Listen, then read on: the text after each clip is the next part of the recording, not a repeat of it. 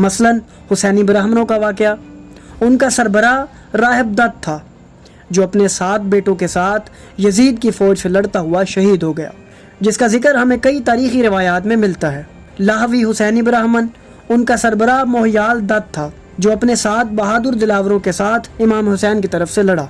Knees Udaipur Hindustan के महाराजा चंद्रलेखा या चंद्रभान, जो कि इमाम हुसैन अलैहिस्सलाम का हम असर था, उसने इमाम की नुसरत के लिए 4000 फौजियों का एक लश्कर हिंदुस्तान से रवाना किया।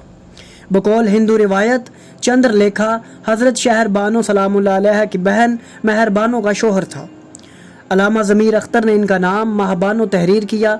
ये फ़ौजी वक्त पर तो करबला ना पहुंच सके, लेकिन मुख्तार की तहरीक में इसके साथ इमाम हुसैन अलैहिस्सलाम के खून का बदला लेने के लिए ये शामिल हो गए। ताहम चंद्रभान के महल से सदियों तक इमाम का ताज़िया भी निकलता रहा। इसी तरह पाकिस्तानी पंजाब